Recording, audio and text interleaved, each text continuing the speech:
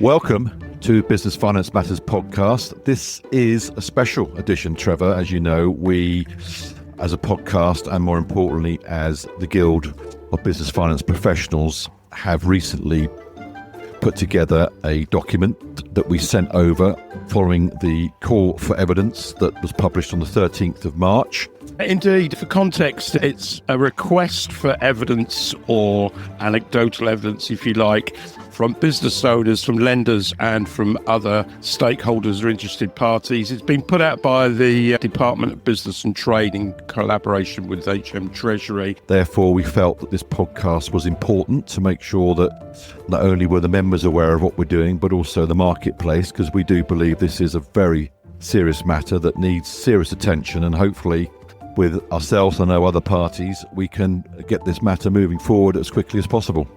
We are politics agnostic on the podcast, but the government is the government, and it's interesting and quite refreshing to see that they've actually asked for this information.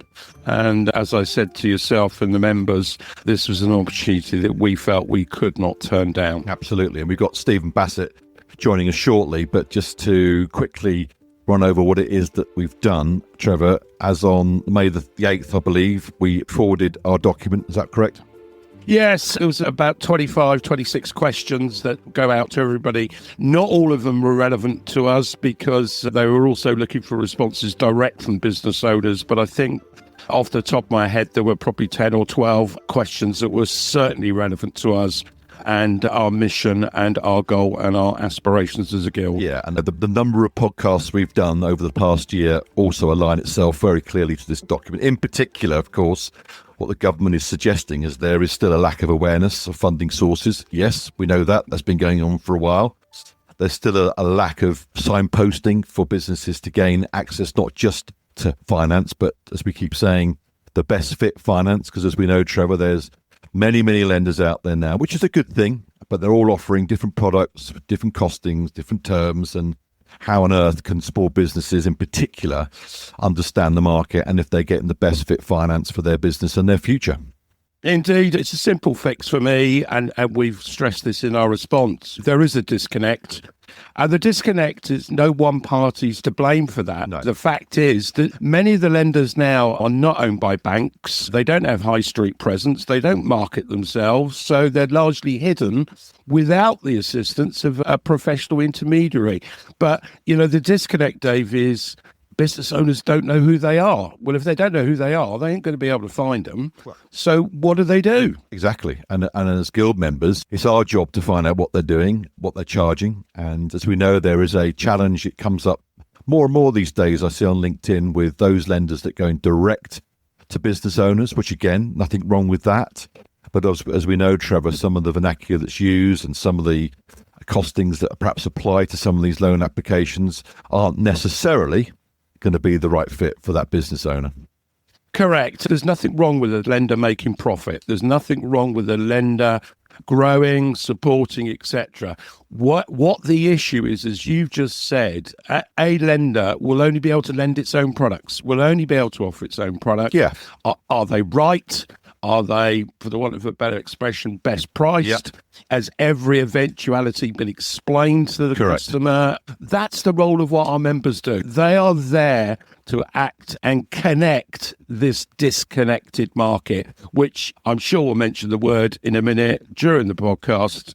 It's a mess. It's an absolute mess. We refer it to the Wild West, don't we? And I think others are doing that now as well. Okay, let's crack on. Obviously, be very interested to get the feedback on this. It's something that's constant in the marketplace at the moment for everyone involved. So come back with any comments that you've got, and it'd be good to hear from you. Okay, Trevor, let's get on with it. Super. Let's crack on. We are honoured to have our guest, our current chairperson, Mr. Stephen Bassett. Nice to see you, Stephen. Nice to see you looking so well. Thank you. Let's remind listeners, what's the Guild? What's the Guild all about? What does it do? Why was it formed? What are our aims and aspirations? Okay, it's quite a big question, that one, but we've been around for a year now, and were originally formed by 13 intermediaries who just felt that the market wasn't working well for them.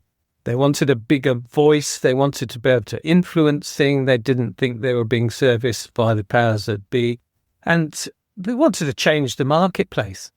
This was discussed for a few months prior to us doing anything, and in the end we decided that a not-for-profit, unincorporated association, which is a sort of club-like thing where the members could voice their frustrations together at meetings and speak to all the powers that be with a united voice and act as a cooperative, and that was formed. And oh boy, with all the infrastructures that had to be set up, but obviously practical things like membership lists, subscriptions, bank accounts, etc., etc. And I was appointed as the chairman for the first year or two. And Trevor, you're the vice. David, who's on this interview, is one of the members, active member, and on the steering committee. We want to change the market for the better. We recognise the fact that there are a lot of players in the industry that either do not have the best of financial products on sale, and there are a lot of advisors who are probably driven more by their commissions than making sure the customer is doing the right thing and signing up on the right type of documentation.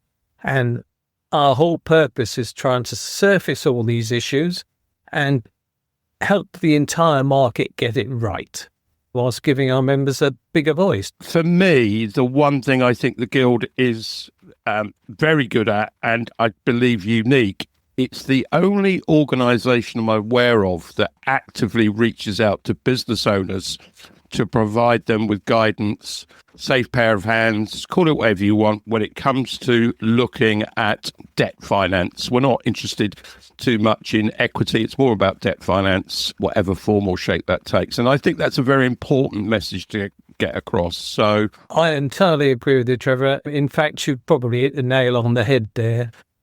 The whole point is that the businesses out there, the managers, the directors, SMEs, they don't really very often know where to go for sensible guidance. As David keeps telling us, they need a signpost pointing to them to the right places. And the Guild was set up in order to be one of those right places, if not the right place. We'll see how things progress. But that's step one. So absolutely, and this podcast is part of that, reaching out to businesses and just advertising the fact that we exist, and we're not selling anything other than access to our members. Our members are the people that provide the expertise and the guidance and make sure that people don't run into holes and pitfalls and are given the right product from sensible funders who lend responsibly. Yeah, and I think I talk as the member on this podcast, and I can talk about actual activity going on in the market as of today in terms of the businesses that we work with. When I use the word we, I'm using the royal we in terms of all the members, because we do talk, which is another great reason why being a part of the Guild has been so helpful for organisations like myself, because we do share an awful lot of information, and the general tone from the marketplace hasn't really changed since we were formed back in June last year. And that tone is pretty much what everyone's been saying, and certainly what the government have asked for in terms of call for evidence, is that there are so many businesses, and when I say there are so many, to put a number on it's difficult. Let's assume that we're talking thousands, and those business owners are either looking for business finance to support growth, business finance to support consolidation, business finance to support cash flow. I mean, there is a number of titles that we can put on here, but the one problem that we see happening time and time again is businesses, as Trevor has alluded to, and we've alluded to on several times on this podcast, they don't know where to turn, they don't know where to go, they don't know who to talk to. And I think, Trevor, if you could just step in here, because when we got notified back in March that the government were doing this, certainly my ears pricked, because I had a situation back in 2018 where I met with HM Treasury and pretty much went through the number of topics that were included in this recent call for evidence. And I may refer to that later in the podcast, but I'm keen now, Trevor, if we can just underline the reason that we're doing this special episode and the reason why we think as a guild putting forward what we have put forward is such an important document. Well, let's get the context right then. So it was the Department of Business and Trade and HM Treasury. They had issued what they colloquially have termed a call for evidence on the subject of SME access to finance. The actual call for evidence is in two parts, although the questions were consecutive. What they wanted to try and attempt to do, I'm going to ask your opinion on this in a minute, Stephen, but just let me finish the actual context. You could either respond as a business owner yourself, or you could respond as a stakeholder. A stakeholder probably would be a lender, a funder, if you like, or, as we've chosen to do, respond as a body of independent intermediaries, because this is, our bread and butter of what our members get involved with on a day-to-day basis. But it's interesting. Look, we are politically agnostic on this podcast. It's a government initiative. I don't care what colour flag they're waving. It's the current government and we get on with it. But isn't it interesting? What do you make that the fact that the government has actually asked for opinion, Stephen? I think it's really creditable. It's very good. I like the fact that they're coming to the market and saying, what do you think? I like the fact particularly that they recognise intermediaries in this consultation as well. I wouldn't like to say it was a first, but I can't remember seeing that before. They tend to concentrate on banks and big lending institutions. They clearly recognise that lending drives economic growth. Yeah. And economic growth is a primary requirement at the moment. I would like to add, though, companies should not be pushed to borrow if they do not need to, do not want to. No. I didn't feel that within the survey there was an acknowledgement that there are huge swathes of companies out there who are probably not creditworthy enough to borrow anyway, and certainly shouldn't, because they'll be going down the spiral of debt. But that's the whole point. Brings you back to the intermediary, is that they are the people that can point out to companies whether they should or should not, and what type of product they would best use to suit their circumstances, and which funder they should best go to. I'd like to just touch on rate. Rate is not really the issue here, because that's just the price. It's the price. But creditworthiness does tend to set the price. So if the higher the risk for the funder, the higher the rate is likely to be. And people have to understand that. They can always try and negotiate the price, but if they don't like the price, they go somewhere else. However, if they do want to grow as companies and they need to borrow to do so, then they need to know where to go to find safe guidance. And I know we are a bit boring in the fact that we keep banging that drum, but it is what is missing in the marketplace. And I saw that it was part of your response to the consultation was saying, we need this signposting. People need to know where to. And can I jump in there? And throughout my whole political journey, which I put with a very small p, because I'm not a political animal, but every time I've met with anyone, so if you go back to John Glenn, who was the Chief Secretary to the Treasury, he uses the word that SMEs, and when he say SMEs, he generally tends to be talking more about smaller businesses, but he uses the word the backbone of the economy. We've got Rachel Reeves, who uses the word lifeblood, and we've got other words. And I know when I read through the government page for about small business access to finance, they use the word major contributor to the UK. So we've got all these words that are clearly saying that without small businesses, okay, SMEs we'll call them for now, then the economy is at risk, surely. So then, let's get some context to that then. I mean, David, you mentioned thousands. I think I've mentioned these numbers before. There are over 5.5 million SME businesses. Wow. And just to explain what SME is, small to medium-sized enterprise. Of that number, the definition states that anywhere between X amount of employees and under 250. However, the vast majority of those businesses are micro businesses. They're employing less than 10 people.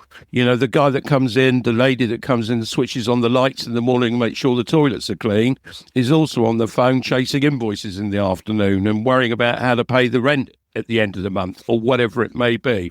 And the other layer to put on that, I've also seen numbers that suggest that SME businesses' turnover, therefore their contribution, call it whichever measure you want, is bigger than any other sector of the British economy. And I'll also add that from what I found out, that there are 7,700 odd big businesses. So they're the ones that fall out of the SME 5.5 million. Now, I know for a fact from what I found out that there is a lobby group that works with government that represent those big businesses. That lobby group is so strong that they actually have and demand meetings with the Prime Minister. And from what I understand as well, because these businesses are generally so big, you know, they have a lot more weight to carry in terms of how they can move around. So if they don't think the UK has given them what they want, guess what? They'll go outside of the UK and run their businesses. So it's a bit alarming that we've got this lobby group that represents just over 7,500 businesses, yet they seem to have an armchair with the Prime Minister and they seem to lobby quite a lot about what's going on, but there doesn't seem to be a similar model for the SMEs. Well, I'm just going to bring Stephen back in here. I mean, you've said a couple of interesting things there. I'm not so fussed about the large enterprises. No. You know, if there is a will and an understanding and a recognition that SME businesses collectively are the lifeblood or the backbone or the whatever, I get the impression that they're the most underserved and underhelped sector of the economy. Absolutely. Stephen, what's your view? Well, I agree with you entirely. As you wander around the bazaars and see these little businesses, they could be anything, can't they? They could be providing you with a cup of coffee at the railway station or a vintage clothes shop. It doesn't matter who they are. They're trying to run a business. And the big issue they've got is not only do they not know where to go, they can't trust what they bump into. No. That brings us back to the Guild and Whites there. You have got to be able to trust your intermediary to lead you to a safe and proper place, haven't you? And I think I just want to emphasise that's what we're all about. And also, I'd like to pick up David's point. There's a whole swathe of, we call them bigger companies, not the massive ones you're talking about, the 7,500, the whole range of companies beneath that and at the top end of the SME. They have managers and directors looking after bits of the business who are equally unable to find out where to go and maybe equally naive. The bigger boys obviously have their treasury functions and they may have access to all sorts of credit lines, but many don't. Yeah. And many are sold things that are not appropriate for what they're looking for. Yeah, and I think, again, I speak on behalf of the members, but I think from what we're hearing is in terms of the banks, you can guarantee that the level of service the banks are giving to those 7,500 stroke the upper end of the medium sized businesses is pretty good in terms of what services they get and the relationships that they've got.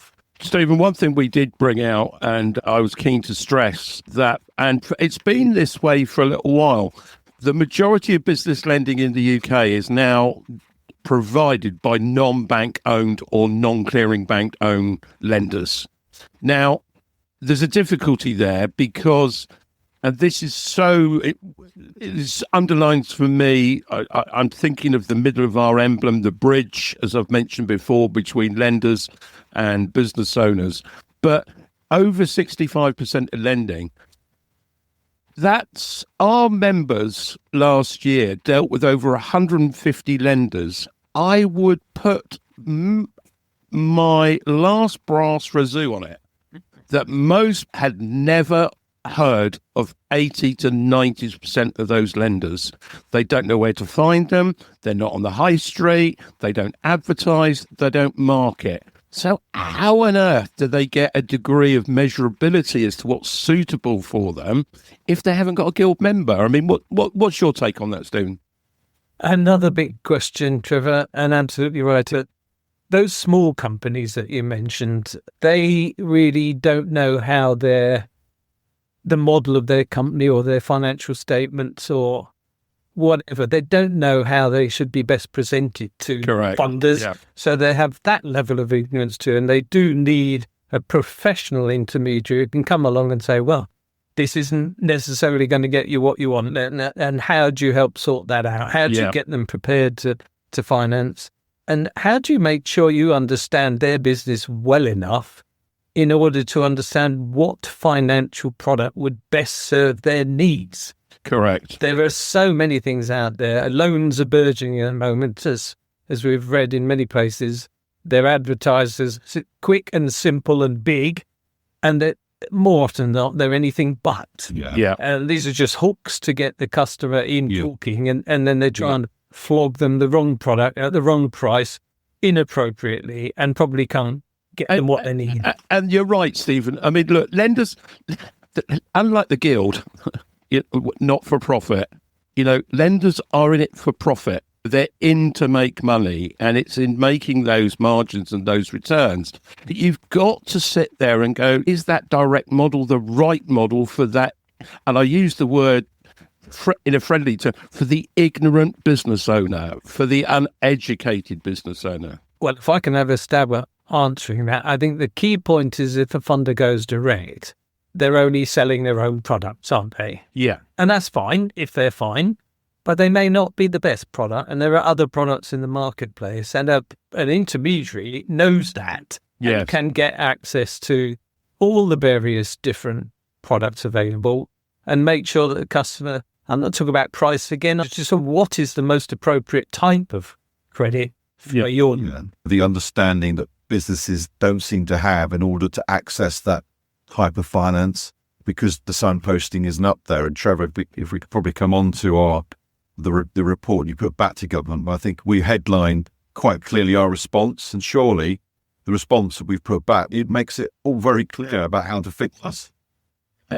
David, you're a member, you're a business finance intermediary. What's your take on this call for evidence? What do you think might come out of it? Well, first of all, as soon as I saw it, it brought some hope, I think is the right word, because as I said, having gone through this process before, and seeing nothing happen, and I mean nothing, to see this again, it gives me hope. But as we've said before, hope's one thing, but call to action's another. And we're all sat around this podcast, listening and chatting, and I'm sure everyone that's listening to it will be in exactly the same mindset, which is everything that they're talking about here, everything that they're trying to get evidence on, is so fixable. Trevor, you talk about the IFA marketplace in this document. The model exists.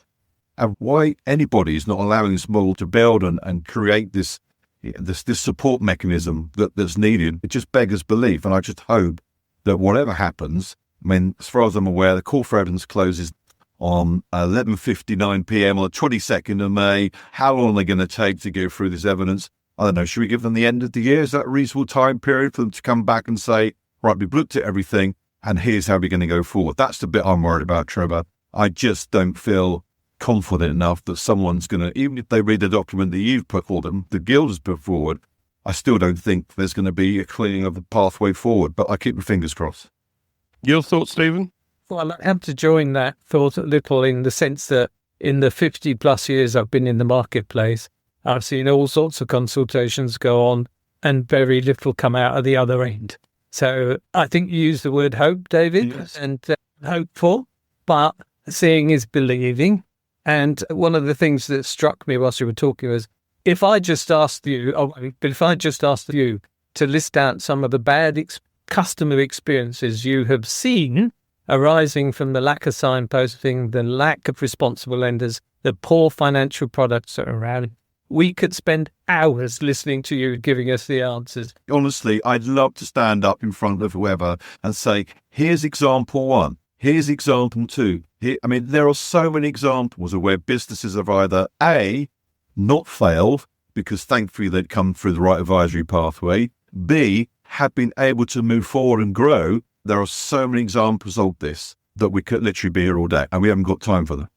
Stephen, got time. I just want to throw in, though, one of the phrases used by the FCA is that intermediaries in the consumer regulated market should always be looking for good outcomes for their customers. Yeah. And I think that's the one theme I'd really want to pick up here. Yeah. The Guild is trying to do the same in the unregulated market.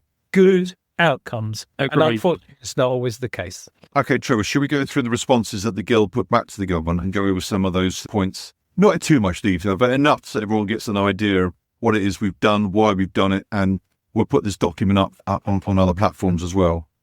Yeah, why not? Stephen, we'll come to you. I believe from memory, the first question was to do with lack of knowledge, lack of understanding on behalf of the business owner.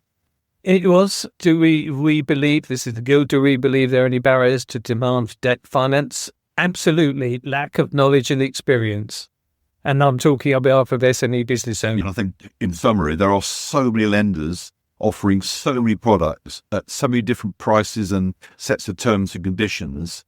There's a barrier for people like myself who do it for a living because the educational side to it is quite lengthy, to get your head into what everything is. So how a business owner, I don't care how well versed they are in debt finance or finance in general, there is a very, very clear barrier, as far as I'm concerned. I'm sure the Guild members will agree with me, to getting access, as we said before, the right fit finance, the best fit finance.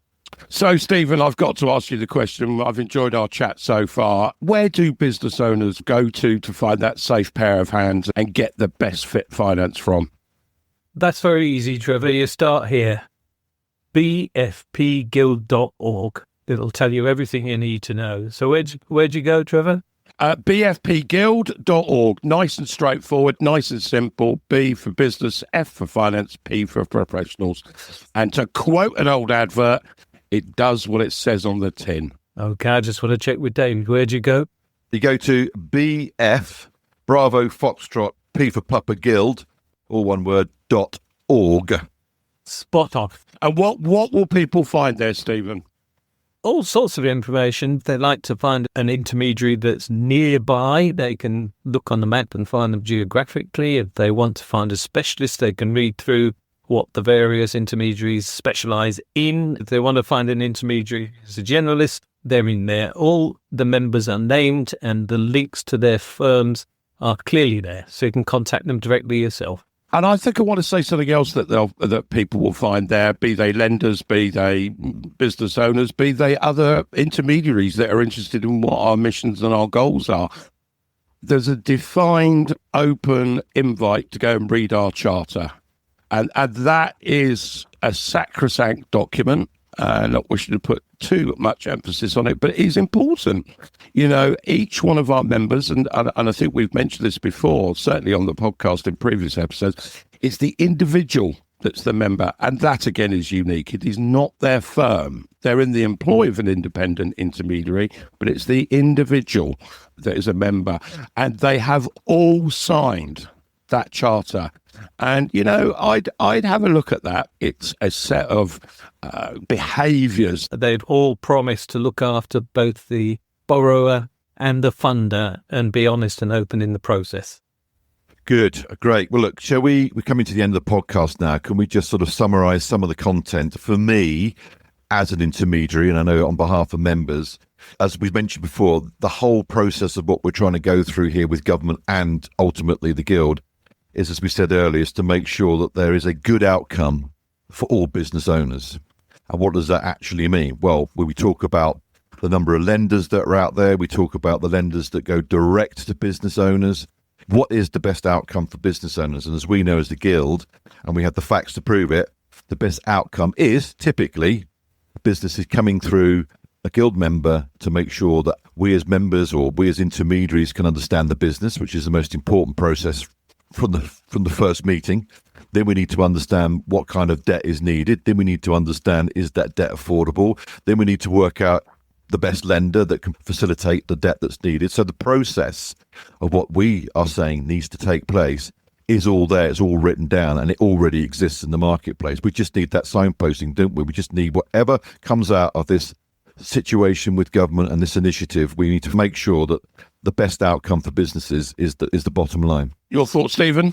Yes, I think the main measure for me is that in dealing with Guild members, the customer, the borrower, can be assured that they will be led to the right type of financial product from a responsible lender who will provide a fair and reasonable offering.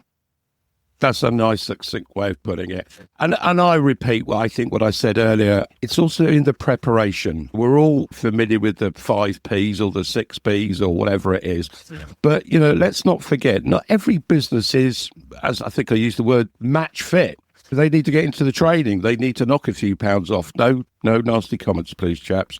But they need to get ready for finance. Most business owners probably don't realise that until they've been through the process, till they've been declined, till they've been rejected. So our role in the guild, our members' role in the guild, is to get them ready for finance, whatever that may be, and equally prepare them for the eventuality that they might not be appropriate for finance.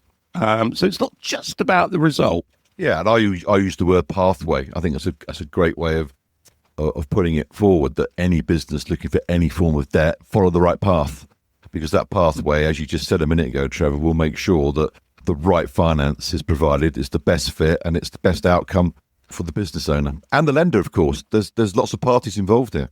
Well, I don't think I can add anything more useful to what you both said. Stephen, I think that's a good note on which to finish. There are a lot of stakeholders. I see, probably like you two chaps, I see a lot of reports, postings, and all the rest of it about access to SME finance. But look, our message is simple. Stephen, you summarised it. David, you're very passionate about it. You operate as an intermediary. You're at the coalface. You know what it's about. The reality is the direct model for some can work. There's nothing wrong with that. Agreed. But for the vast majority of micro and smaller businesses, they must pay attention, because they're in danger of just getting it so badly wrong, and that will cost them. And there's no need for that. There is absolutely no need for that. Well, look, I'm just delighted for Stephen to be part of this podcast. This is a special edition. It was done because we felt as a guild it was important for us to let everyone know what we're doing behind the scenes, and as an ongoing process, we'll continue to do everything we can to try and ensure the business owners get the signposting that they needed. And as far as I'm concerned, I know everyone that sat around this podcast is concerned, and everyone that's listening, that's why we do what we do, to get it fixed and get it sorted. I echo that. I think we mentioned it before, didn't we? We meet for an inaugural AGM. Our first anniversary is coming up in a couple of weeks, and I know each of us has got a role to play on that day, but most importantly, we are going to get the community together, a community of collaborative and collective individuals of like-minded intentions. So, Stephen, thank you very much. Yeah, thank you. Thank you, Stephen. Thank you very much for your time. And gentlemen, let's leave it there. Wish you a great day, and looking forward to the next podcast, which hopefully will be just a couple of weeks away. Bye. Ciao, ciao. Bye.